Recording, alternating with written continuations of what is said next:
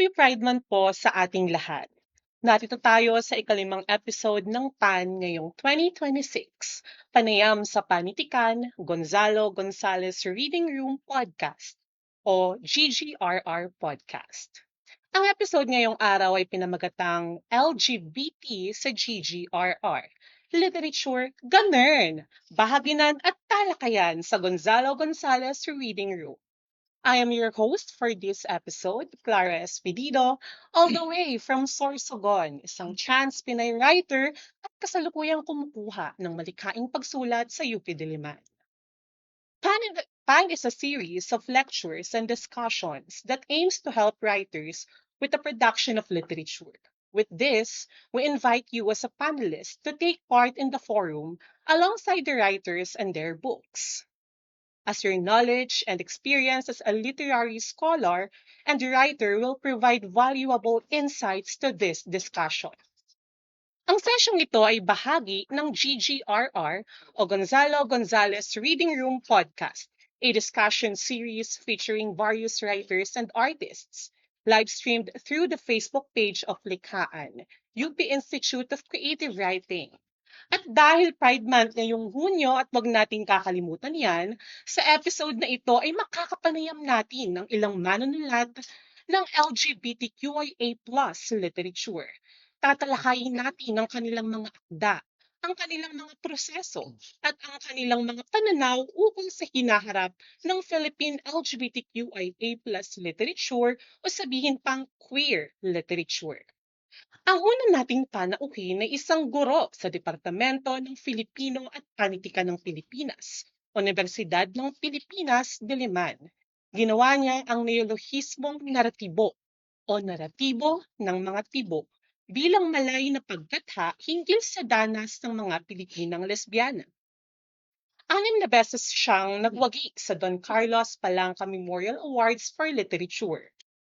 At ginawa rin din ng Metro Manila Commission ng Professorial Chair Award ang kanyang pag-aaral at video dokumentaryong Mula Irurulong Tungong Gabaldon, isang panimulang pag-aaral sa dokumentaryo bilang alternatibong lunsaran ng lokal at oral na kasaysayan ng isang bayan.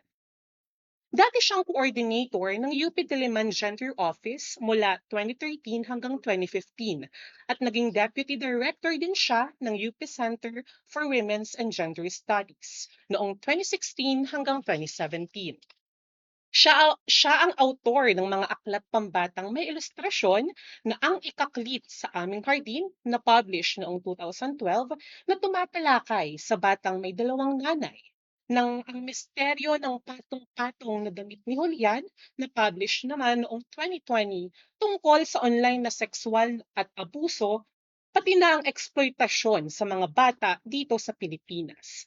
At syempre, si Gren, ang kaibigan kong alien, na nalathala naman noong 2024. Ito ay tungkol sa pagkakaibigan sa kabila ng pagkakaiba-iba. Isinulat ito para sa teleserye ng GMA na may Guardian Alien. At syempre, hindi pa huhuli riyan ang naratibo na published last year, ang kanyang pinakabagong aklat na isa namang koleksyon ng mga maikling kwentong lesbiana. Maaari siyang ugnayan sa kanyang Instagram na @deathmary. Mga kaibigan, let's all welcome Bernadette Villanueva Neri.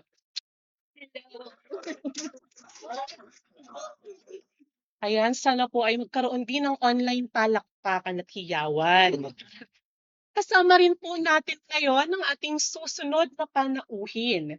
He is full professor at the Department of Literature of De La Salle University in Manila, where he is also the director of the Bienvenido and Santos Creative Writing Center. He is from San Jose de Buenavista, Antique, Philippines, and writes poetry, fiction, creative nonfiction, and drama in Kinaraya, Filipino, Hiligaynon, and English. Yes po, he is a multilingual writer, an author of more than 20 books. His 2 collections of creative nonfiction in Filipino won the Philippine National Book Award from the Filipino Critics Circle and the National Book Development Board. His poems are published in Tomas, Flume Poetry, Cartsaluni, Poetry London, and Poets.org of the Academy of American Poets. He received the Southeast Asian Write Award from the Kingdom of Thailand in 2019. Let's give a warm welcome to John Eremil Teodoro. Siyempre, hindi magpapahuli ang ating ikatlong panauhin. She teaches at the Department of English and Comparative Literature. She won the grand prize for novel at the 72nd Carlos Palanca Memorial Awards for Literature.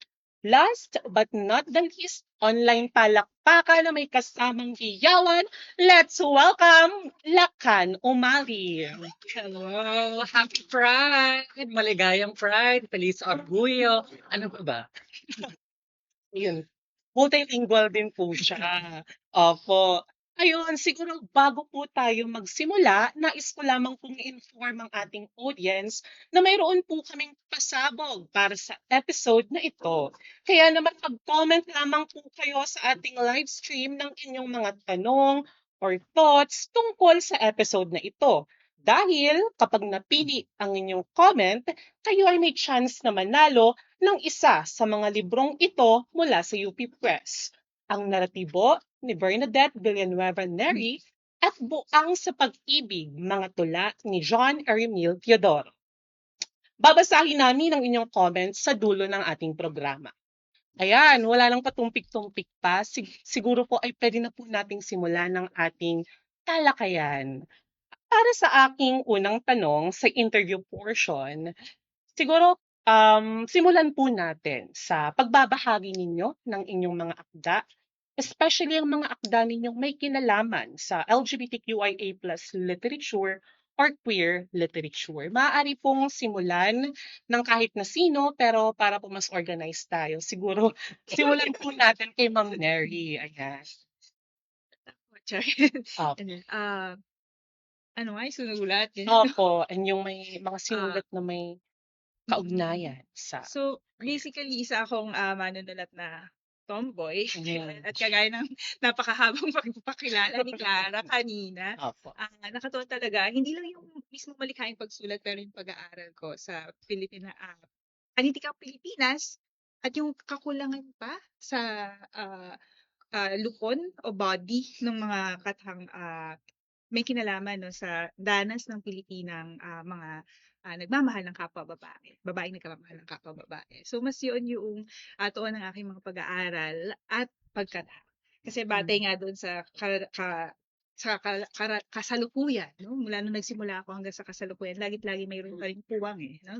Maging sa hanay ng LGBTQIA+ literature dito sa Pilipinas, may kakulangan pa, no? Bagaman malaki na no yung iniunlad nito. Ayun, thank you, Miss Mary. Lakan? Yes. Oh, hello po, Clara. Ang ganda niyo po today. Thank you po. Sobrang ganda niyo rin po. Ay, mas yung pinakamaganda. Ikaw po ang pinakamaganda. Pero balik po tayo sa tanong. Opo. Ano po yung mga akda ninyong may kinalaman sa queer or LGBTQIA+ literature? Ay, Oh, napaisip ko sa question mo dahil nung sisimula ako magsulat na nung nag-identify pa ako bilang baklang lalaki, napansin ko na karamihan ng mga pangunahing katauhan sa mga kwento kay babae. I think isang sign yun na mas komportable talaga ako sa sensibilidad at pag-iisip at paggalaw ng mga babae, lalo na yan yung talagang hinahangaan ko, tulad ng mga ate ko o yung nanay ko. Napakalaking balintunan, no? Napaka-ironic na nung lalaki pa ako. Madalas yung kinukutya, tinutulig sa sa'kin na hindi ako tamang lalaki, hindi macho, hindi barako. Tapos biglang nung naging babae na ako, biglang naglalaki ako ulit. Sabi ng mga trans po. So yun lang pala yung sekreto sa pagiging lalaki. Sabihin mo lang hindi ka lalaki, tapos turing sa'yo lalaki. No? So I think that kahit dati, may ganong sensibility sa mga kwento ko. Pero ngayon na talagang niyakap ko yung pagiging trans ko ay mas mailalahad ko yon, mas ibabahagi, tapos mas maging clara yung sensibility na hindi lang ng pagiging trans, pero ng pagiging queer sa aking mga kwento. Yun, thank you po, Sir Mm. John. Ako naman, produkto ako nung Ladlad series, no, ni Oh. Danton Remoto at ni Neil Garcia, no, kasi nung mag-graduate ako ng college 1994, yan yung paglabas ng unang libro, no, ng Ladlad, no, at naalala ko, pumunta ako dito sa Manila, lumabas ako para lang bumili ng from Antique, Wow. nang bumili ng Ladlad, and then binasa ko siya ng 3 ulit from cover to cover buong magdamag, no? And because nung college ako, nagsusulat na ako ng mga maikling kwento, no? At palaging may dalawang lalaki na nagtatalik sa mga kwento ko. No? Sabi ng best friend ko babae, John, bakit gano'n, no? Bakit yung mga kwento mo, may nagsisex na lalaki? Hindi ko alam. Gusto ko lang sulatin ng ganyan, no? And then, nung nabasa ko na yung ladlad, tinawagan ko, sabi ko, uy, alam ko na. Gay writing pala yung tawag sa gusto kong gawin, no? And so it inspired me, no? So may dalawa akong libro na napaka-wholesome ng cover, no? Yung latest ito, no, yung Buang sa Pag-ibig, wholesome din yung cover, no, na sinundan ng very wholesome na title, Kung ang tula ay pwedeng pambili ng lalaki. So, 2000, nakalimutan, 2008 yata lumabas, 2006. Then sinundan ng mga maikling kwento ko sa Hiligay noon, no, na may translation sa Filipino, Anghel sang Kapis. At nakita nyo, wholesome din yung cover. and hanggang ngayon, nagsulat pa rin naman ako, no? Although hindi naman exclusive lang sa gay writing sinusulat ko, no? Pero nga sabi ni Neil Garcia, when you are a gay writer, lahat naman talaga ng susulatin mo, kahit nagko-comment ka sa kaguluhan sa Senado, no, it's still part of gay writing, no, because nasi-screen yun sa mo, no, bilang gay writer. Ayun, sa tingin ko po agree po ako doon kasi palagi po tayong mayroong discussion kung ano nga ba ang LGBTQIA+ writing, kung puwede raw bang magsulat ang hindi naman part ng community, and kung exclusive lang ba ito para sa mga bahagi ng LGBTQIA+ literature.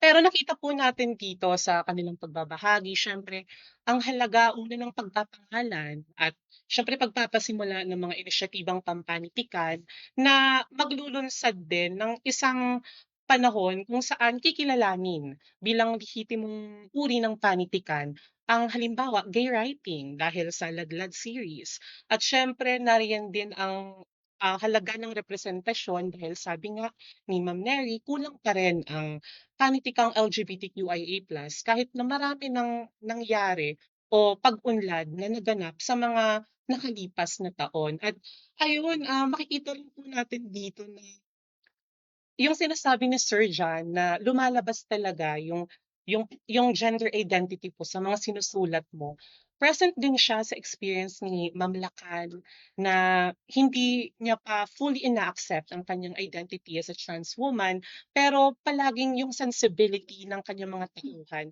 nagmumula sa perspektiba ng babae. And it tells a lot about LGBTQIA+ literature. And siguro bilang pagpapatuloy lang ng ating mga talakayan po, dugtungan lang din po natin yung ating nasimulan na. Ang tanong ko po ay, how has your writing changed from when you were a younger queer writer tapos hanggang sa kasalukuyan? So, nag-evolve po ba siya? Paano po siya nag-evolve? Ayun, si Sir John naman po. Sige. Nag-evolve siya, no? Kasi nagsimula ako magsulat na, no? High school lang ang college, no? Yung bawat first story ko may talagang may nagtatalik ng dalawang lalaki, no? Kahit nung time na virgin pa ako. or ini-imagine ko, like live tayo, no? Virgin tayo. Oo, yan. virgin lang naman, hindi naman ganun kasama pakinggan. Yun nga, no? Kasi parang ko, no, nagsimula akong magsulat, yun gusto kong makabasa ng gano'ng mga kwento, no, na may mga lalaki nagtatalik, pero parang wala kasi nung mga 1990s, no, wala mahanap na gano'n, no, kaya ako na nagsusulat, no. So, ngayon naman, medyo matanda na ako, siyempre lumalawak naman yung aking perspektiba bilang manunulat, no. So, kasi literary critic din ako, ang ni-research ko yung hiligay ng literature. So, and then ngayon nasa eco-criticism ako. So lumalawak siya at hindi na ako gano'n ka-fixated sa sex, no? So siguro yung pinaka nagbago sa akin as a gay writer, before kasi, when I was growing up, insecure ako kaya sabi ko mataba ako kaya wala akong jowa, no? And of course, nung nag-mature na ako, nung na-discover ko ng growler, no? So, ano yung growler? Oo. So, no, yung mga bears doon, yung mga chick chaser, yan, gano'n. So na-realize ko, oh my God, I have my own market, no? And yun, at hindi pala reason sa akin na may insecure ako sa katabaan ko, no? Kasi nung yun nga, na-discover ko, nabuksan sa akin yung isang mundo na meron palang sector, no, among gays that, yung mga matataba, they love each other, they desire each other, no? And now it's being reflected in my, not only in my life, no, but in my writing. Oo. No? Miss Nakat? Naka-live tayo, di ba? Oo, live po tayo. So, Oo, nakakatakot mag-live, no? It's fine, wala namang bata na naman dyan. Meron naman. Kasi nung sa poetas class ko, CW 200, I think, 201, na si Sir Jamie Garcia yung prof. Naalala ko sa isang sanaysay, dinescribe ko yung maaga kong panulat bilang sad bottom writing or puno ng mga malungkot na bottomesang bakla. Malungkot kasi yun yung kinalakihan ko ng mga kwento, di ba? Na palaging sawi yung bakla, palaging iniiwanan ng jowa para sa tunay na babae. Tapos naisip ko na ganon yung kinasanayan ko kasi ganon yung pagka-heteronormative pa rin ng lipunan natin. Na kahit bakla ako noon, matagal ko pa at hanggang ngayon, ina-unlearn ko pa yung pagiging heteronormative ko bilang isang bakla, bilang isang trans woman, no? Na-realize ko na kalakip ng kalaukutan yung pagiging heteronormative kasi bakla ka, inherent na nasa labas ka ng gandong struktura at dahil nasa labas ka, hindi ka talaga paglilingkuran o paglilingkuran ka lang kapag nakakatawa ka o meron ka fulfill na fetish or role pero hindi ka talaga ituturing ng tao.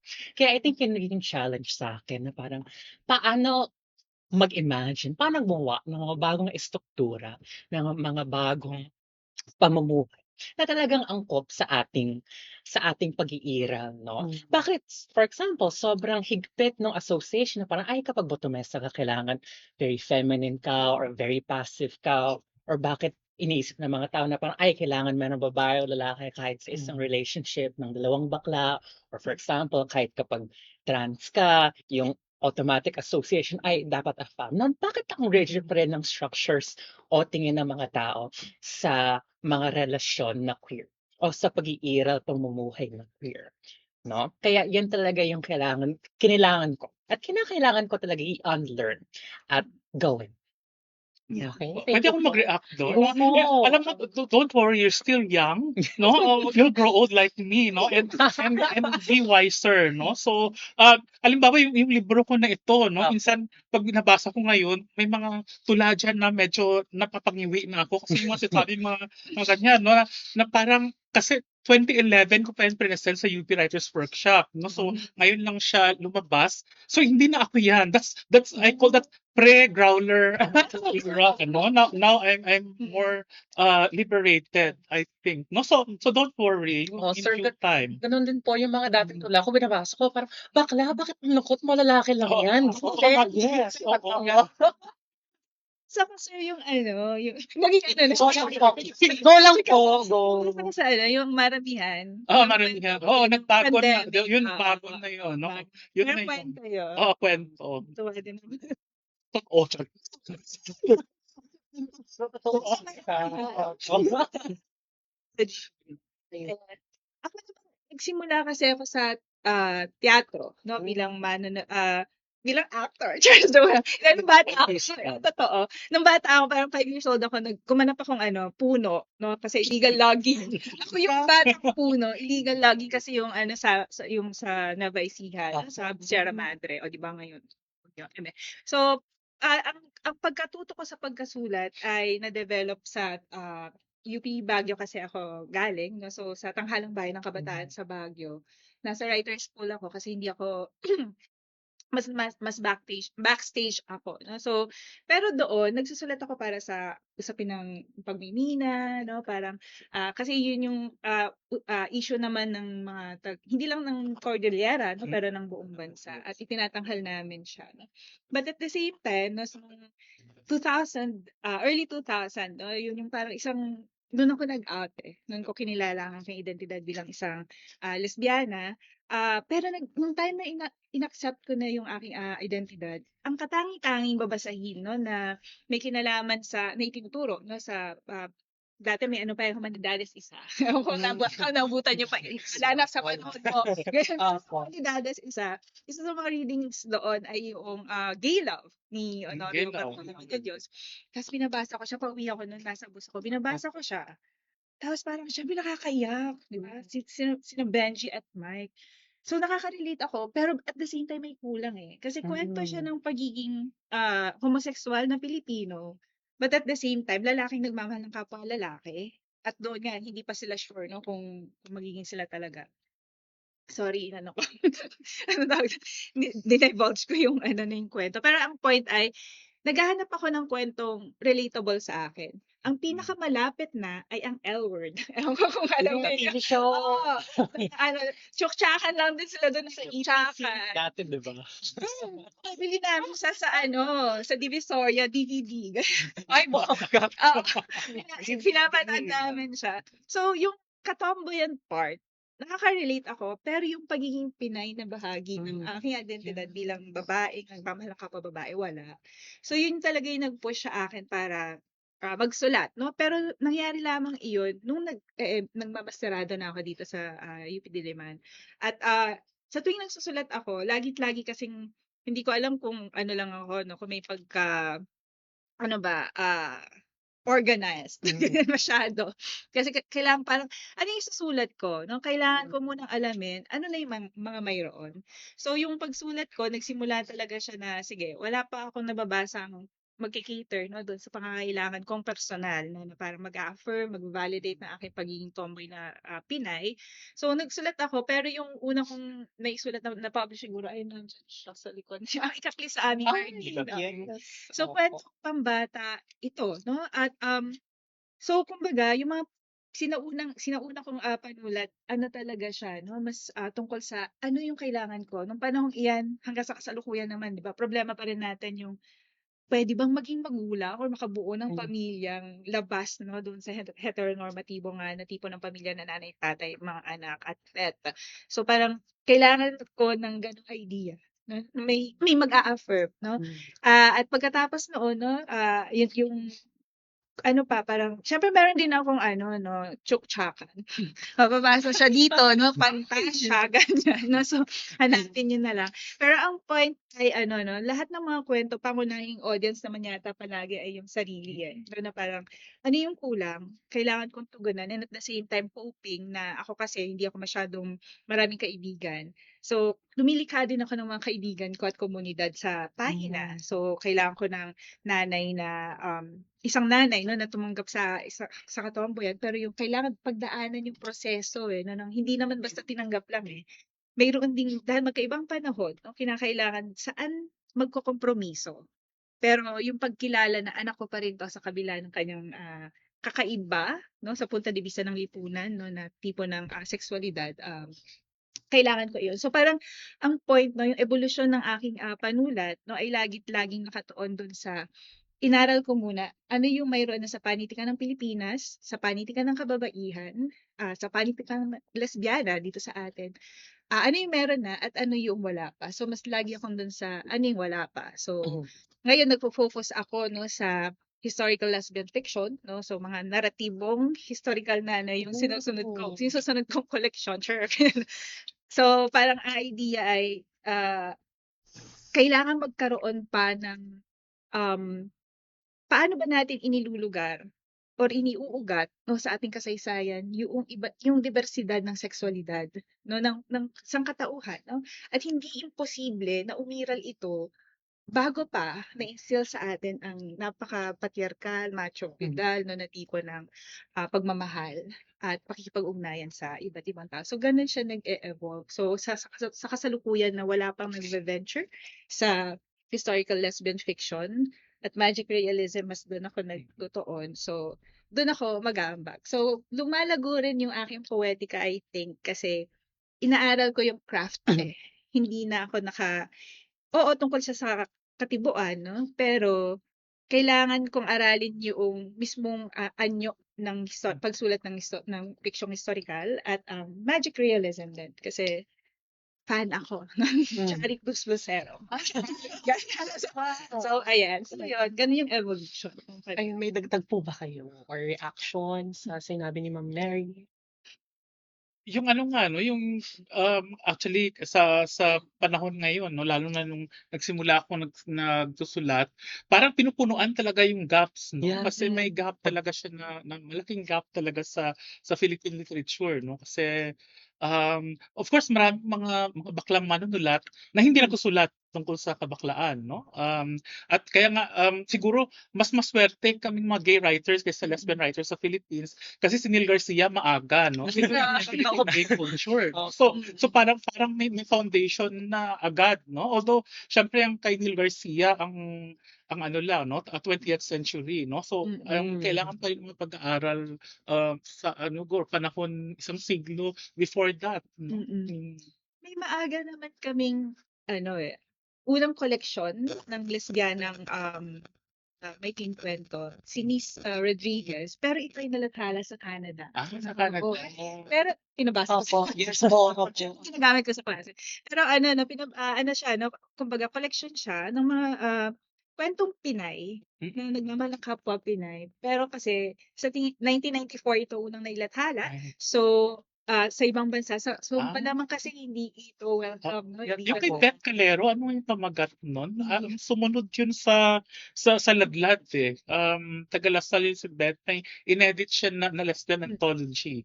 Baka mamaya maalala ko. Sorry, medyo matanda na ako. Kasi yung next na anthology yung sumunod, Tibok naman.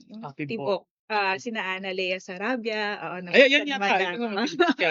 So, yun connection siya ng iba't ibang anyo. No? So, merong tula, may maiting kwento, may sanay-sanay. Tapos meron din parang larawan. At bigla ko lang naalala yung unang kwentong pinababasa ko rin sa klase. May klase kasi dito sa UP, ang Parlamento ng Pilipinas, Panit ko ng Pilipinas, opo. Merong gender focused na klase, no? Yung Panit ko ng Pilipinas, labing siyam. So, bahagi din tinuturo ko yung unang lesbianang akda, no? A Tale of Two Witches ni Mila Aguilar, 1987. Ito unang nalathala, pero muli, no, mula nalathala siya sa isang kung hindi ako nagkakamali ay Canadian, no, na journal, no? Pero yun yung unang mayroon na tungkol sa babaeng nagmamahal ng kapwa babae. Yung unang koleksyon ay 1994 na. Ito na yung kay Miss Rodriguez. Throw It to the River. Meron po tayong kopya nasa main library, no, ng UP. So magandang makuha natin. Mabasa. Ang ganda kasi talaga. No. Pero yun, mas nakatuon naman siya sa butch experiences ng Pinay na tipo. So yun. Ayun. Sobrang ganda po ng ating mga naibahagi kasi makikita po natin dito na yung evolution ng isang writer. Although magkakaiba-iba siya, nagkakatulad siya sa kung paanong siyempre sa una, pupunan talaga natin yung nakikita nating gaps. Kung ano yung hinahanap natin sa pagsusulat. Kasi gusto nating makita rin natin yung sarili natin sa binabasa natin. At the same time, habang lumalaki tayo at lumalawak din yung experiences natin, mas nagkakaroon tayo din ng siguro tulak para lumikha ng mga bagong estruktura. Ayan, sabi ni Ma'am Lacan. At mga bagong komunidad o kaibigan sa loob ng panitikan at magpasa hanggang sa labas. So, ayun, makikita po natin dito yung halaga din ng pagsusulat. Una, syempre, bilang lunsaran ng identidad ng sarili. Pangalawa, syempre, yung pagpapalawak din ng ating mga pinaniniwalaan, ideolohiya. Kasi hindi naman nahihiwalay yung mga iba pang problema sa lipunan sa problemang kinahaharap ng ating LGBTQIA+ community. And ayun po, maganda rin pong naibahagi natin yung tungkol sa magiging reception ng readers, lalo na in terms of publication. Kaya siguro isa rin po yun sa dahilan kung bakit kulang pa yung panitikang LGBTQIA+ sa kasalukuyan. Ayun, siguro pwede na po tayong mag-move forward sa ating next question. Ayan, siguro para po sa ating susunod na tanong, ano po ang masasabi ninyo about sa current Filipino queer literature scene or industry? Ayan. Miss Lacan, simulan mo na po. Okay. Opo. Happy ako na mas marami nagsusulat. Yes po. Happy ako na mas maraming open. Happy ako na mas maraming hindi natatakot na ilahad o isulat yung mga karanasan nila, yung mga kuro-kuro nila.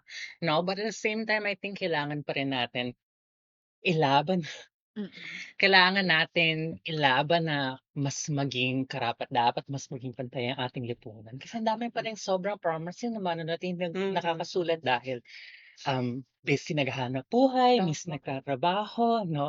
Imbis na iniisip yung isusulat o imbis na magbabasa, no, ay masyadong busy sa pag-aatupag sa pamilya, pag-aatupag sa pang sa kailangan kainin o kailangan bayarin sa upa, no? Lalo na mga bakla, di ba? Kasi ba, may stereotype na yung mga bakla ay naging caregiver, provider, breadwinner, oo.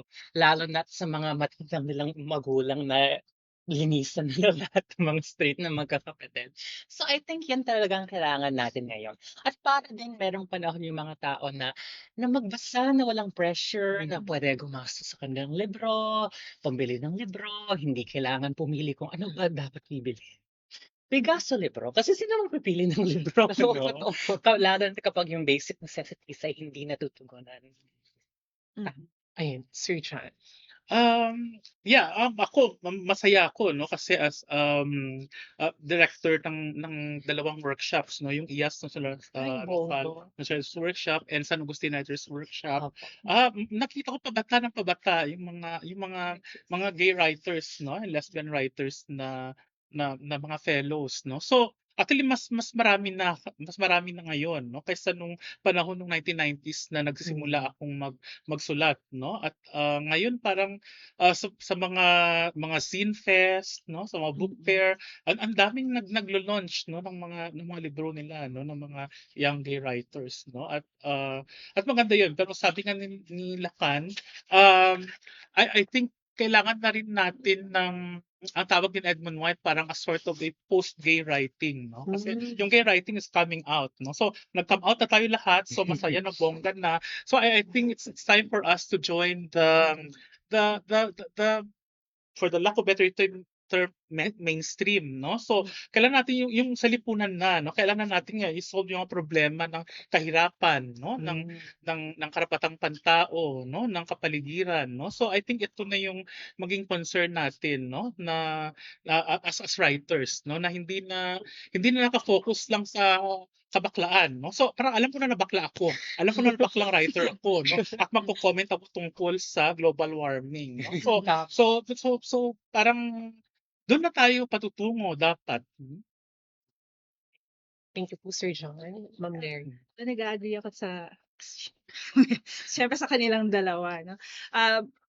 Napakaganda ng actually no ng panahon para maging LGBT sa kasalukuyan kung ikukumpara no, doon sa mga panahon namin. Lalo na sa panahon natin.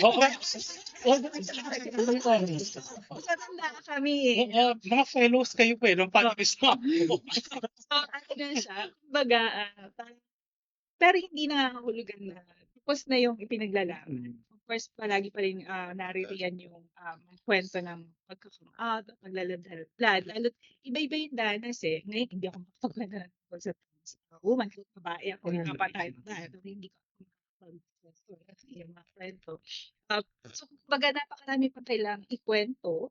Pero siguro, yung nag-agree ako kay Sir John na yung ikinukwento natin dapat hindi na lang din siya tungkol sa mas pansarili. Kumbaga, halimbawa, no, gagamitin ko lang yung isang kwento ni Nis Rodriguez, no? 1994 ito nalathala, so mas matagal na siya. No? Pero tungkol siya sa martial law, no? Tungkol siya. Kumbaga, integrated kasi no doon sa konsepto natin ng ating identidad bilang isang Pilipino bahagi yun bilang isang Pilipino, no? Tapos bilang isang lesbiana, bilang guro, no? Na pahingi po ng sweldo. Tapos syempre bilang estudyante, Opo. tapos mula ako sa sektor ng mga magsasaka, ngayon nasa panggitnang uri. So kumbaga, laging bahagi ng ating pag-iral, hindi lang ang ating sexualidad eh. So kumbaga, kasabay ng ating kwento ng pag-out, napakahalaga niyan. Nang bahagi din yung context, no? Inaaral natin, kumbaga, yung lipunan. At nais ko lang din idagdag doon yung ideya ng bahagi ng panitikan, ano man panitikan no, na mayroon tayo sa kasalukuyan, ay yung reading culture at ang kawalan ng reading Yeah. culture sa Pilipinas. Sa kabuuan na syempre problema talaga ito no ng Departamento ng Edukasyon at saka Commission on Higher Education. Yeah. No, wala Oo, Oo, parang yes po. tinatanggal talaga no yung ideya ng Ah, panitikan, yeah. pag-aaral ng kasaysayan, no? Pagbabasa no in general nawawala eh. At napakahalaga kasi nung paano ba hindi lang dinidirehe pero paano pinayayabong, yun yata yung mas tamang termino, no? Yung imahinasyon ng mga taong nagbabasa. At kapag kasi kaya mo mag-imagine, mas nagiging ah, at mahusay kang magsalita, no? Kumbaga, eventually, no, kaya mo na siyang ilapat sa pahina eh.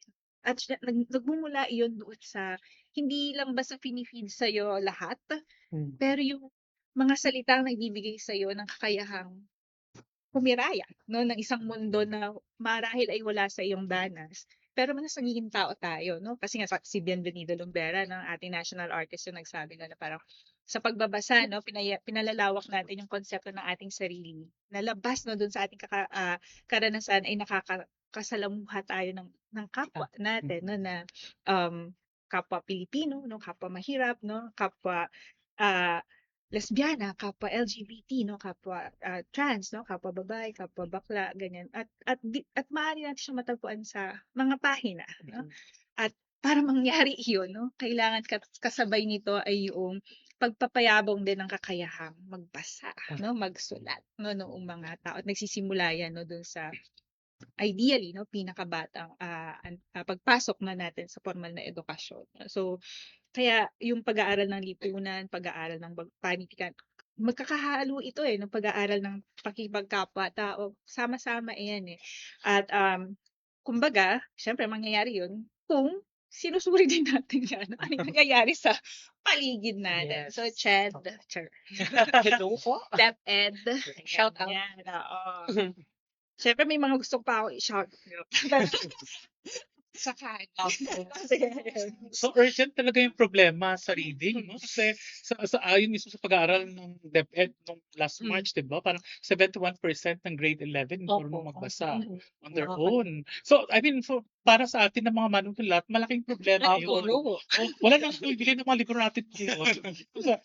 Paano pag tuloy-tuloy yung trend na umaabot sila ng grade 11 na hindi marunong magbasa. So, talagang hindi na sila talaga magbabasa, no? So, I think, kaya ako kasi nagka-count na lang ako para mag-retire, no? And may na-discover na ako ng magandang lugar sa Antique. So, kasi ako, no, may integrated school doon at na-discover ko kasi magdodonate ako ng libro, wala silang library. Walang library.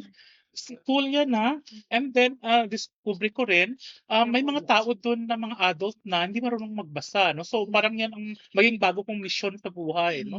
Yung literacy program sa mga bata at sa mga adult.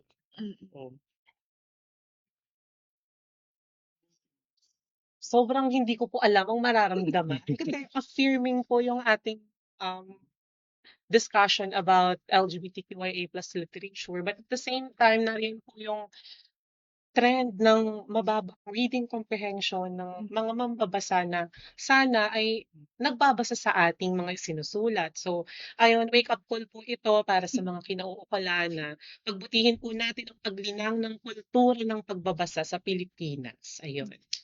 'Di ba? Pero siguro po para lang din makita natin kung ano yung mga saloobin ng ating mga audience na nanonood sa ating live ngayon. May nanonood talaga. Opo, meron po. At meron po akong question mula kay Tristan Buenaflor. Ayan. Ang kanyang tanong.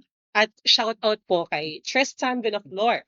May espasyo pa ba para sa queer tragedies or dapat bang i-phase out na ito? Mga panitikang bakla na laging malungkot ang ending para sa mga baklang karakter. Ayun. Dapat po bang i-phase out na yun? May espasyo pa po ba for that? Or kailangan pa rin siyang isulat kahit na marami nang naisulat? Ang tanong ko, bakit siya malungkot?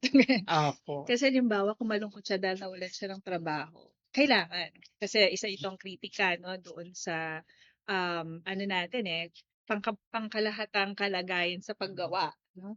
Kung malungkot siya dahil pinaslang ang kanyang jowa o kasintahan dahil sa aktivismo, no, dahil sa red tagging, kailangan pa rin, no? Kagaya ng binabanggit ko kanina, hindi na lang kasi ito sa pinamalungkot lang kasi hindi ako makapag-out or something. Pero kailangan kasi bahagi at mahalaga iyon, no, yung pag-out, paglaladlad.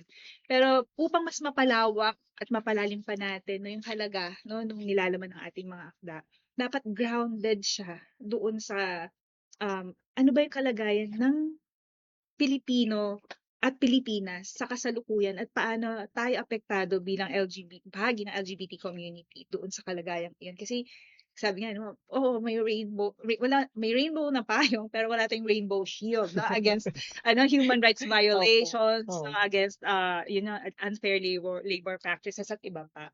So kailangan talaga bahagi ng ating ng gay ng LGBTQIA+ community writing, no, yung pagiging Pilipino.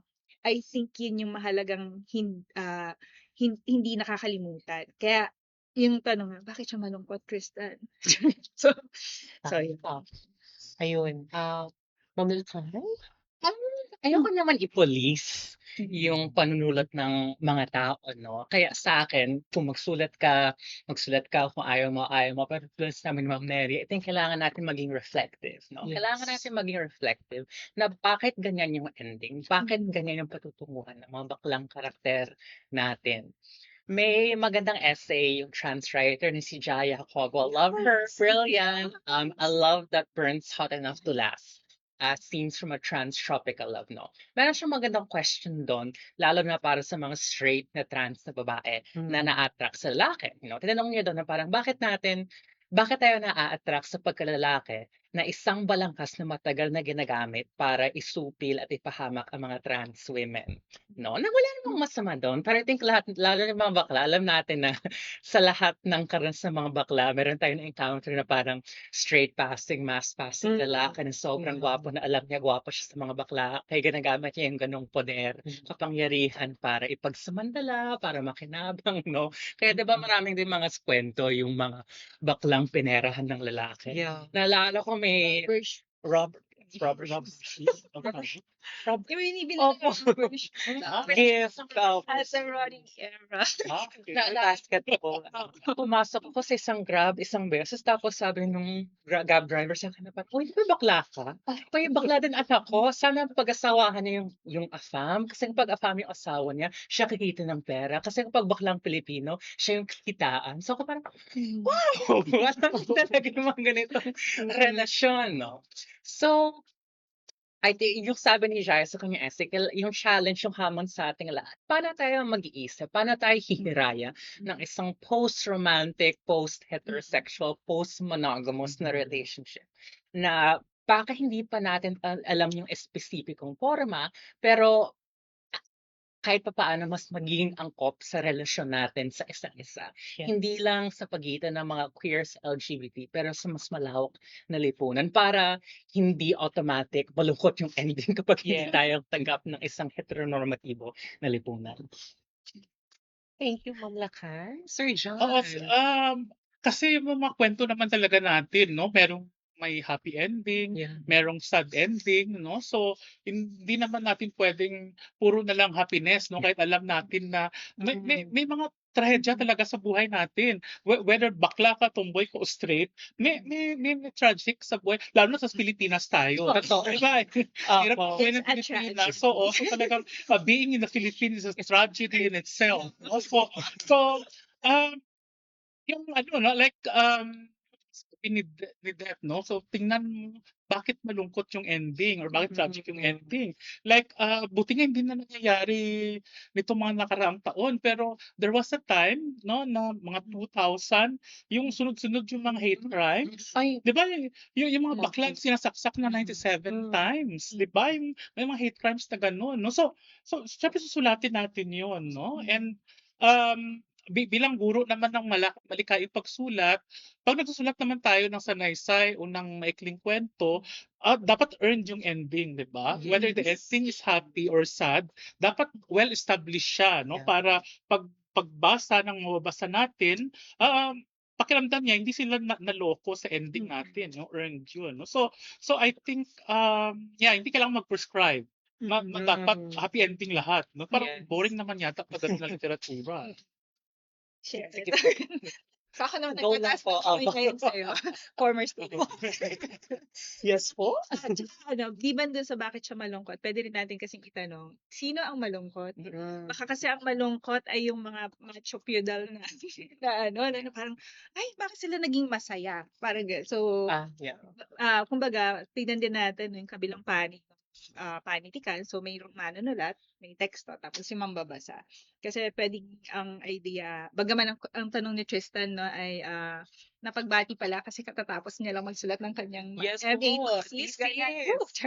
So, ayan na parang yung idea ng, kumbaga, ang tanong niya kasi parang, tapos na ba, dapat tapos na tayo sa pagsusulat ng trahedya.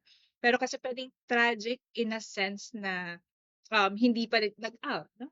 Happy sila, pero hindi tanggap. At yung hindi pagtanggap, no, ay lumalagpas, no, doon sa pahina na yung magbabasa, ay, ang pangit nito kasi bakit tungkol pa rin sa bakla, bakit tungkol pa rin sa ganito, no? So, kumbaga, isa pa rin sa pwede nating tanongin, sino ang malungkot pagkatapos magbasa? Kung nagbabasa. Kailangan magbasa. Siguro galing ang tanong ni Tristan, no? Kasi pag galing siguro kasi there was a time sa Palangka noong 1990s na sunod-sunod na nanalo lalo na sa dula, no, yung mga gay plays na palaging tragic at malungkot yung ending. So, yeah, there was a time na gano'n kasi I think reaction yun sa AIDS epidemic, no? Kasi that time na wala pang damot, no? Hindi pa na-manage, no? Yung sakit. So parang nagkaroon ng trend na puro tragic at malulungkot, no? So ngayon naman may espasyo na, no, para sa masasayang kwento ng pag-ibig ng mga bading. Ayun.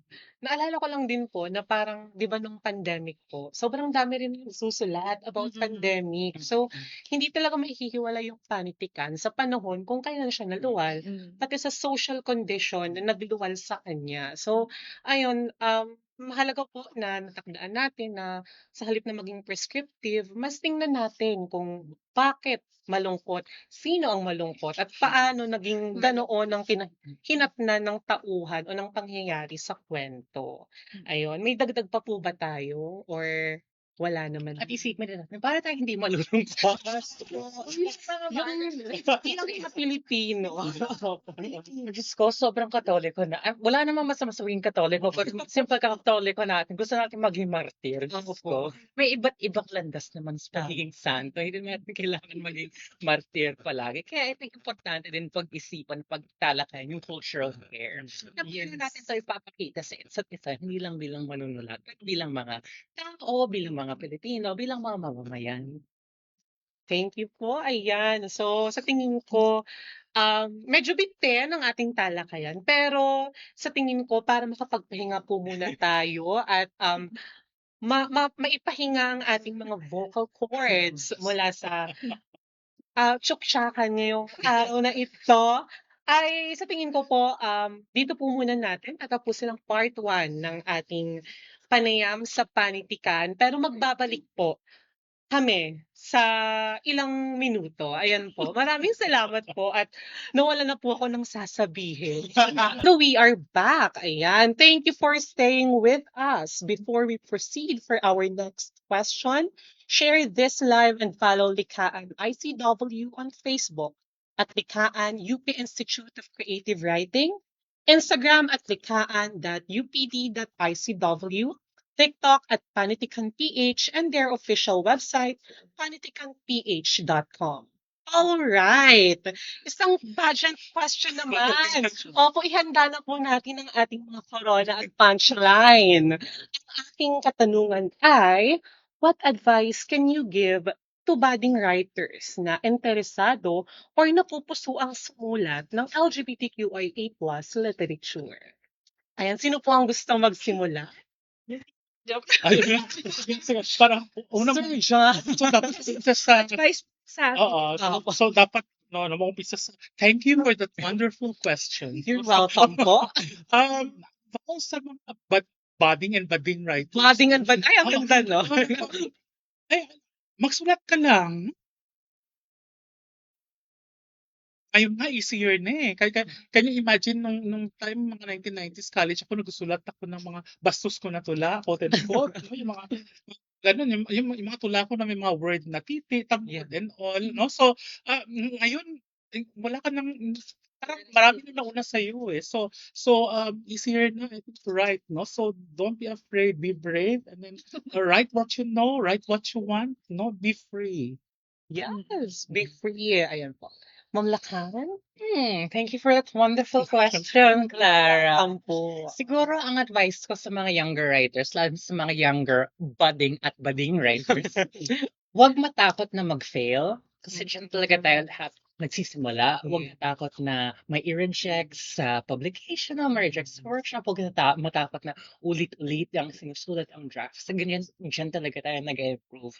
I think merong kultura ng competitiveness sa writing sa Pilipinas na hindi ko alam kung saan umiral na parang, ay, kapag natanggap yung friend ko si Jonathan, ako hindi, may bumubulwak na selos na natural naman. Pero wag sana natin yun payagin i-affect ng ating relationships and friendships, no? Kasi honestly, na-realize ko rin sa punot dulo, hindi naman panunulat yung pinaka-importanteng bagay sa mundo. Yan naman kabuhayan natin. Pero nandiyan din ating mga kaibigan, pamilya, mga kasintahan. Kaya wag din matakot maging haliparot.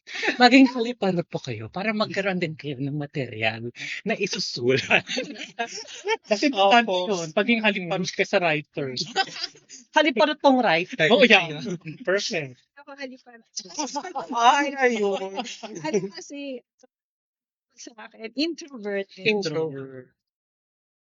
Pwede rin magsulat ang mga introvert. Siyempre, iba rin yung mga dahil. Yes. Pero yung advice siguro, magsulat tayo bilang Pilipino para sa Pilipino, regardless kung ano ang ating sexuality. No? Kasi yun yung kailangan talaga natin ngayon eh. Itala ano yung danas natin bilang Pilipinong LGBT sa panahon natin. At yun yung magmamarka din sa kasaysayang pampanitikan. Kasi ang panitikan ay talaan no, ng danas ng konteksto. At napakahalagang maitala sa panahong ito, ano yung danas natin bilang LGBTQIA+ na Pilipino no, sa panahon ng Senate napakanda So yun yung paya. And of course, thank you for that wonderful question. You're welcome po. Ay, ayun. Siguro, Ikaw naman, Clara, wala kang advice. Advice. parang ako po dapat yung ina-advise. Pero ayun, sobrang affirming din po talaga bilang, syempre, bahagi ng mga nagsisimula ring manunulat, nakakabatang manunulat, na marami po kaming pwedeng maghalawan din ng aming experience. At the same time, meron na kasing nahawang landa. So, yung gagawin na lang din po ng mga susunod, syempre, tawakin pa yung spasyo. Yun nga po, i-cultivate pa yung kultura ng pag-aaruga, ng care. Para tuloy-tuloy yung LGBTQIA+ literature. Kasi sa tingin ko naman habang may bakla, habang may komunidad ng LGBTQIA+, hindi talaga mawawala yung politikang LGBTQIA+. So, ayun, sa mga nagsasabing gasgas na or hindi naman na relevant ang LGBTQIA+ literature, tili itong relevant kasi bahagi ito ng danas ng Pilipino. Ayan, danas ng komunidad natin, danas ng iba't ibang sektor ng lipunan kasi hindi lang naman confined or nakakulong sa komunidad ng LGBTQIA+ ang mga sinusulat ng ating LGBTQIA+ writers.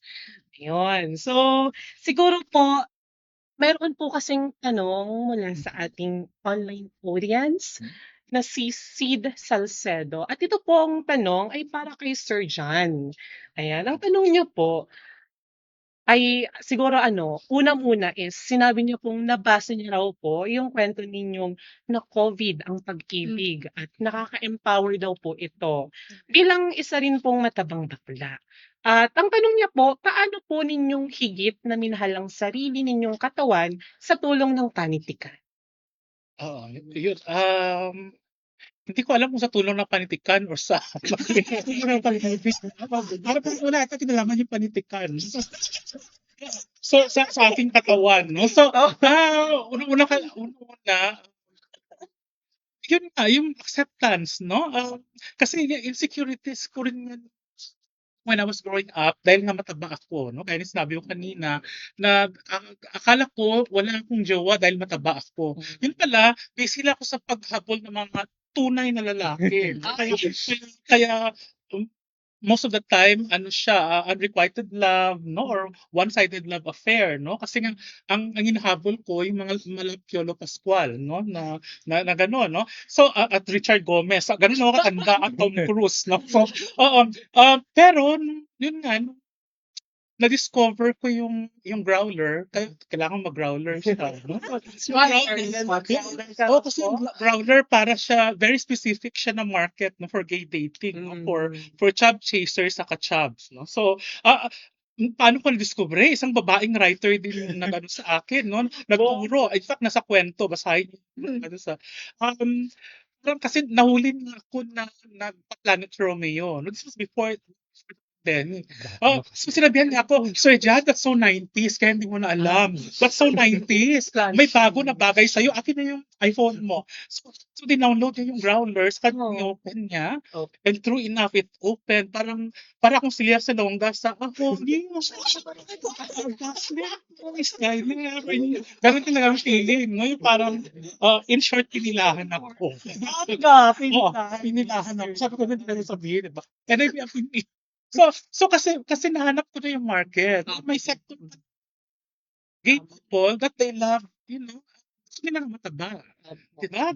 Yung iba nga gusto nila ng mataba na matanda. No? May ganong specific, no? So, and then I discovered I'm desirable, no? Kaya nung nag-call si na Roland Tolentino, si Chuck at Berry Pascual, yung para sa maramihan, nagka-idea ka agad ako, no? So kaya yan, sinulat ko yung kwento na yan. Nadali totoo siya, hindi ko alam kung bakit hindi ko ginawang sanaysay, hindi ko yung kwento, no? Kasi totoo naman talaga siya, no? So yun lang, no? So, kaya palagi ko sinasabi, no, sa mga estudyante ko, lalo na pag kami, yung topic namin sa Philippine Lit ay body and desire, no? Na huwag kang ma-insecure sa katawan mo. Whether payatot ka, mataba ka, maitim ka, maputi ka, pango ang ilong, matangos ang ilong mo, pangit ka, or maganda ka, may market ka, no? Hanapin mo yung market na yun at liligaya ka, no? So take it from me, no? At maligaya akong ngayon. Sa iyo naman po yung mahalaga, yung kaligayahan po natin. Ayan, so sa tingin ko po ay nasagot po ang tanong ni Sid Salcedo. Kung hindi man po nakatulong yung pantikan para matanggap ni Sir John yung kanyang physical appearance, sa tingin ko po nakakatulong po yung sinulat niyo Oo, yun. sa iba rin. Opo. So, At happy ako sa tanong, yes, no? Kasi, wow, no? At least, meron. Opo. Na-inspire. So, sa tingin ko po, pwede na tayong dumako sa ating tanong at para po ito sa lahat. Sa usapang virtual world naman, dahil nga virtual na ngayon, ayan, pati po yung ating usapan. Live na po siya sa Facebook. Ang tanong po ay, has the virtual space affected queer literature in any way, positive man or negative?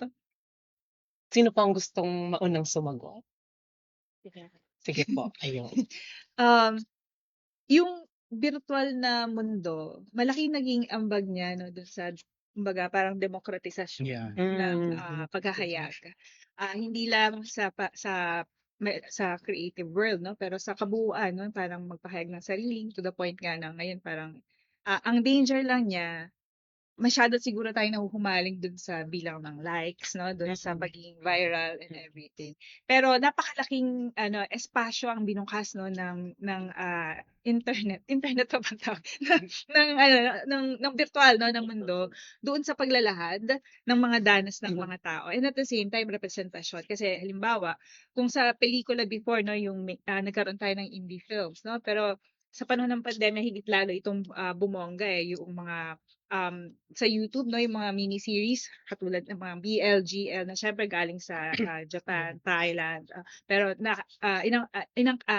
inangkin na rin natin, no? Nagkaroon na rin tayo ng mga yan, na tipo no, ng mga production.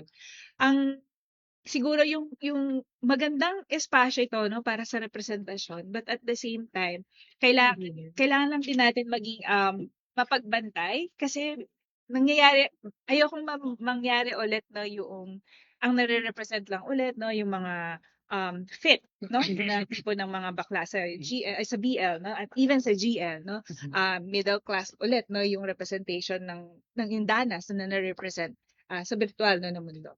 So yun yung mga parang kailangan din nating bantayan. Napakaganda niyang espasyo para sa paglalahad, paglalantad, pagpapahayag sa malikhaing paraan. No? Pero yung, again, no, kasi kinukonsumo siya eh. Kagaya ng binanggit natin kanina, wala naman talaga tayo or napakababa no, ng kultura ng pagbabasa na mayroon tayo. So ang pagkonsumo ay lagit-laging nasa mobile phone, no, nasa laptop, no, na ano na siya, no, nakapasok na siya sa pinaka mga intimate na panahon natin, no, nagbe-video, nagpi-picture, tapos yun nga, tuloy-tuloy na lang tayo sa pagsa-scroll and everything. At lalo na ngayon sa algorithm na parang papasukin na niya kung ano yung previous mong pinanood, so dire-diretso na iyan.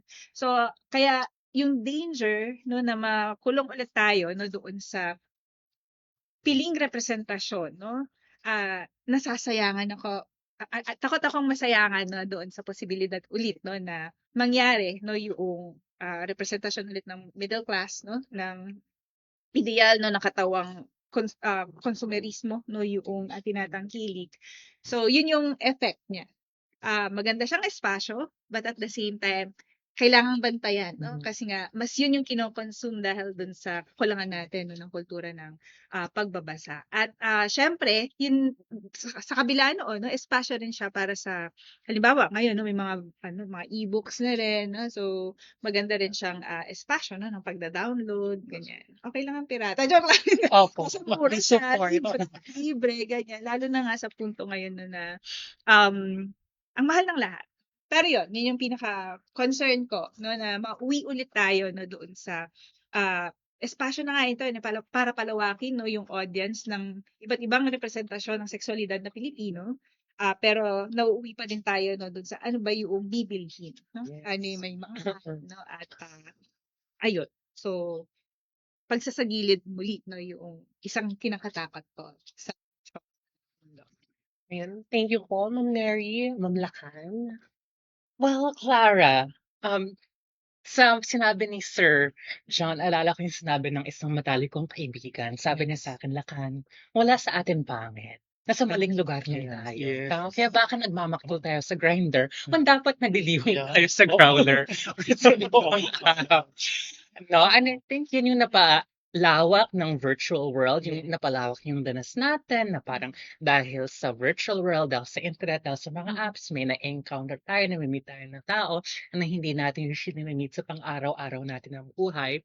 But at the same time, tulong sabi ni Ma'am Det, no, I think kailangan tong bantayan din kasi nawawala yung human aspect sa ganitong pamamahagi, pakikisalamuha, no? Lalo na for example sa mga dating apps, na parang sa dating apps turing na ng mga tao sa isa't isa, hindi na tao pero produkto, na parang, ay okay ba itong produkto? Hindi. Fino-fulfill ba niya lahat ng criteria na gusto ko sa isang jowa na parang fit, Inglesero, konyo, Big Four school, no? Na nakakalimutan tao na parang, may tao sa likod ng profile na yan, no? May tao na nandyan. I can't count the number of times sa for example, sa mga dating apps na yung mga nagme-message sa akin nagto-troll lang or Mm. parang sinasabi, "Ay fem, pasa fem or pasa halata." Diyos ko may nag-message nga sa'kin isang beses daily ako parang, "Uy pre, halata ka ba?" Ako parang, "Bakla nag-rest ako sa profile." Akala mo sa'kin drag queen, si Anderson, na parang butch na butch ako sa tunay na pamumuhay 'no. Bahagi yan ng reading crisis sa Pilipinas 'no. So hindi kailangan natin alalahanin na parang yes, malaking bahagi ng ating buhay nasa virtual world, virtual spaces, pero hindi dapat ikulong lang do'n, 'no? Dapat alalahanin natin na tao tayo sa isa't isa. Very business-like din yung logic ng ilang tao sa dating tulad ng sinabi ni Ma'am Det 'no, na parang imbes na maghahanap ng jowa, kailangan hanapin yung produkto na puwede bilhan, Mm. 'no, na sobrang daming parang, no strings attached, no blah, blah, blah, blah, blah, na parang, ano 'to produkto binibilhan mo na parang ayaw mo yung kalat ng relasyon ng tao, kasi makalat talaga yung relasyon ng tao. Pero yung logic ng mga tao ngayon ay parang gustong pagkitaan yung time sa isa't isa, gustong pagkitaan yung relationship na walang kalat, walang pagkakamali, na imposible naman talaga mangyari sa totoong buhay. Kaya para sa akin, bring back cruising. Bring back cruising. Yung physical na Physical na Opo. cruising, Diyos ko. Kasi mas mahirap maging asshole kapag harapan mo na yung tao. Kaya kailangan talaga tapusin yung faculty center para may bagong may cruising spot sa mga CEO dyan. Mga bakla. Oh my God. Oo, bilang tagalasal na-scandalize ako diyan. Tayo pa rin. Yung sinasabi mo na ano 'no, although, 5 years ago pa ako last nag-growler 'no, kasi nung nagkita na kami ng jowa ko ngayon, we met in growler, dinelete na namin yung account namin 'no, so hindi ko na na-check lately. Pero during that time, this 5 years ago, wala yung sinasabi mo, alam mo walang poser, walang sinungaling, walang Buti walang naman. hindi ka na ija-judge kasi sa growler ka dahil mataba ka o gusto mo ng mataba 'no, so hindi ka na magtatanong kung anong weight ng kausap mo 'no, kasi yun 'no, so mas honest yung mga tao siguro dahil very specific 'no, yung profile ng mga tao at walang nagsisinungaling, walang poser sa growler. But that was 5 years ago 'no, so hindi ko na masasabi ngayon. So yung sa tanong talaga ni Clara 'no, na tungkol sa ano 'no, virtual world 'no or ano yung internet, agree ako sa sinabi ni Det 'no, yung democratization 'no. Kasi like for example, 'pag ayaw ko i-publish ng likaan kasi tataray ng mga oo. Puwede mo i-publish sa Facebook mo, Oo, puwede kang gumawa ng sarili mong blog. May webpage kang sarili mo 'no, kung ire-reject ng lahat ng journal ang mga works mo 'no, kaya maganda siya 'no. Pero kasi ngayon nagkaroon ng artificial intelligence generative AI 'no. So isa ngayon sa issue ngayon 'no, sa ngayon siyempre hindi pa natin totally naiintindihan talaga yung effect ng AI 'no, pero, in our universities, marami na sa mga administrators yung pabor sa AI for research kasi nga mabilis ka makapag-generate ng pang Q1 na research paper 'no. Siyempre 'pag nasa Department of Literature ka, nagtuturo kayo ng creative writing, automatic ayaw niyo ng Opo, AI, 'di ba? Kasi alam mo magsa-submit ng short story yung estudyante mo sa fiction writing ng generated ng AI. So yun, I think ang challenge ngayon 'no, na yung artificial intelligence 'no. So, at ngayon pa lang siya pumapasok talaga ng buo 'no, so hindi pa natin nakikita ang total effect niya 'no. So whether makakatulong ba talaga sa creative writing or makakasira. So isa yun sa mga puwede nating bantayan. At sir, medyo jowa din ng AI, 'di ba? Oo, may ganyan nga, oo. Yung Opo. sa Deutsche Welle, yung DW, yung channel ng German government, meron silang documentary na marami na dumadami na. Yung isa professor ng literature, pero yung jowa niya, AI. Bibili pa sila ng doll. Ay, yung doll 'no, so hetero 'no, so girl ang doll niya at nag-usap sila online, may girlfriend siya 'no. So, ayun nangyayari na ngayon 'no. So Well, oo nga. Puwedeng may ka-chat mo 'no, AI 'no. So, Yeah. baka mas maganda yun kasi ano, madaling iwanan at palitan. Unplug na lang Ayan. pag-aayos. Ayun, siguro yung pinaka-tumimupos sa akin, pati sa mga manonood at sa lahat ng narito, siyempre yung advantage ng virtual world technology, of course, nandiyan yan. Kasi halimbawa, yung promotion ng mga aklat, yung democratization ng panulat din. But at the same time, kailangan natin siyang timbangin at bantayan. Kasi, ayun nga, umuusbong at lumalawak yung saklaw ng artificial intelligence at hindi malabong baka sa mga susunod na panahon ay 'wag naman sana kasi mawawalan po tayo ng trabaho, ay baka mapalitan yung creative writing na hindi natin siyempre pinahihintulutan. So, ayun din ang sinasabi ni Ma'am Nery na pagsasagilid baka mangyari and siguro yung nagustuhan ko rin mula sa ating talakayan ay yung halaga ng pakikipagkapwa-tao na hindi maibibigay kapag masyadong naglundo sa virtual space. Kasi siyempre iba pa rin yung nagyayakap mo physically or nakakausap mo physically at, ang panitikan naman ay pakikipagkapwa-tao. So, at the same time nagiging sandata siya doon sa pagkabura or sa moral decay, yung erosion ng pakikipagkapwa. So, mahalaga pa ring magsulat lalo na ng LGBTQIA+ literature. Ayan, may mga pahabol pa po ba tayo sa ating tanong? Ayan, kung wala naman na, I think, yun na po ang ating, talakayan para sa hapong ito. A huge thank you to everyone who joined us today through our Facebook Live. Maraming maraming salamat po. But before we wrap things up, can you tell us about any future projects or any work in progress? What should we look forward to from you? Ayan. Sino po yung magpo-promote? Baka may gusto po Ayan, yung novel kayong mo. i-plug? Ini-edit ko pa yung novel Oo. ko, pero hopefully matapos na siya publish niya sa soon kasi pagod na ako. Pagod na ako sa kanya. Pero plano ko sa future, mas marami kong kwento na may mga tauhan na trans. Yes. At ang pangunahing katauhan na trans ay ikaw ang nanonood kasi baka trans ka din. Exactly. Oh, Ma'am Mary. Ayan, bilhin niyo siya. So, tapos na yung proyektong ito, isa sa mahaba siyang serye 'no ng mga, panulat. So, nagsimula na ang naratibo. Promote natin pati t-shirt, joke lang. Hindi siya binebenta, char. Yung naratibo, so, collection siya ng mga maikling kwentong, lesbiana, so naratibo ng mga tibo. At, yung susunod nga 'no na pinoproyektong karugtong 'no na collection din ng mga maikling kwentong lesbiana ay yung naratibong historical. At ito ay tungkol naman 'no, ang project ko ay 19th century muna, so Philippines. So eventually, sunod-sunod na 'yan ano, ng mga naratibong kasi kailangan nating ilugar 'no, yung ating danas, ang ating sexualidad sa iba't ibang yugtong pangkasaysayan.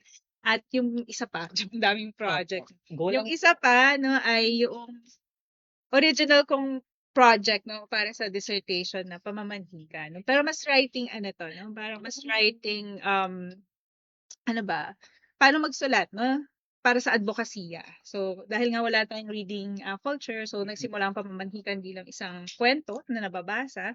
Pero dahil hindi lahat ay nakapagbabasa, kailangang iparana siya sa anyo na hindi binabasa 'no. So, kwento ng dula 'no, sa isa Yes. siyang dula. At siyempre, natenga yung project kasi ginawa ko siyang pelikula, ganyan. So, yun 'no. At, ayun 'no, at siyempre, kumbaga yun yung project 'no, from page to stage to film na isa pang ginagawa ngayon sa kasalukuyan. Thank you, Ma'am Mary. Sir John? Ako, well, ang dami kong mga proyekto 'no na Bongga. libro 'no, kasi, pamparelakso kasi yung pagsusulat 'no. So, last year lumabas ito from Pawikan Press, Mga Bulawan, Nabulak, Golden Shower. So, mga tula ko sa kanila at Filipino nung nag-visiting scholar ako sa Mahidol University sa Thailand 'no. Yung para sa ngayong taon, kasi gusto ko parang trilogy siya ng Points of Places 'no. Ano naman, tungkol naman 'to doon sa Sweden 'no, pagpunta ko doon noong 2024 uli. And then ang next is yung Aningalan, yun yung retirement place ko sa Antique 'no. So nagawa ko na yung mga manuscript, no? Yung mga points ko about Sweden translated into English by Luisa E. Gloria, no? And ang mga alingalan points ko naman translated na rin ni Alice Sumpua. Hindi susunod ni Alice Sumpua, no? And ngayon kasi nagtuturo ako ng playwriting ngayon, na-inspire ko bigla ko naisip yung mga dula ko, mga gay plays ko na tatlo, i-compile ko rin to a book. No? So hopefully next year lalabas siya. Kami may travel essays ako in Filipino Sana din, no? Sobrang daming proyekto ni Sir Yeah, Chan. oo. At yun nga, Isa. hindi na siya consciously na parang tungkol sa kabaklaan. Pero syempre, pag basahin mo yun, bakla sila. Sorry.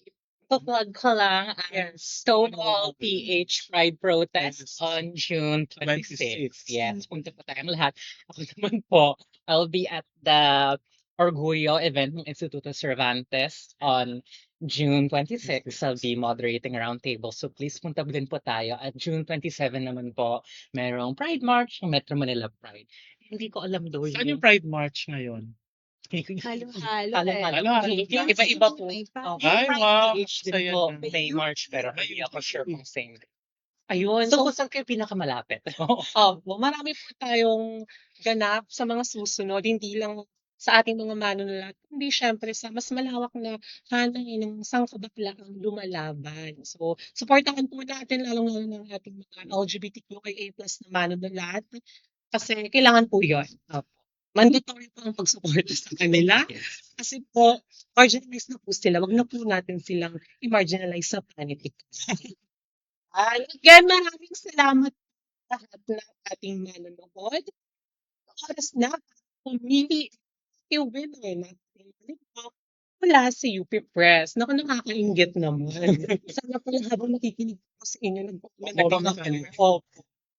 Pero yun po, ang nanalo ng isang kopya ng naratibo si Bernadette Villanueva Neri ay nag-comment nito. Ayan, babasahin ko po. Sabi niya, ang ganda ng talakay sa reimbensyon at muling pagsipat sa pag-akda ng naratibong bakla, kung saan nagiging intersectional na ito at may kakayahang umalpas sa pundasyon ng sistemang pinanday. At ang nag-comment po nito, syempre matutuwa siya dahil nakukuha niya yung libro. Lawrence Lozano, congratulations! Ayan. Online palakpakan na may kasamang hiyawan. Congratulations. Mana po, ibig sa ni John Arnel Teodoro ay nag-comment nito.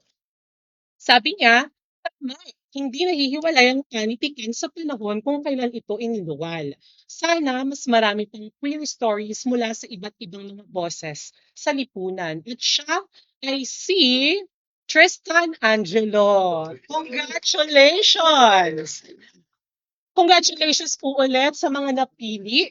Hintayin po natin ang message mula sa isang staff member UPICW para sa instruction kung paano ninyo makukuha ang inyong premyo. Please check your message requests kasi kung hindi po, baka hindi nyo po makuha. Sayang po yung price po nating libro.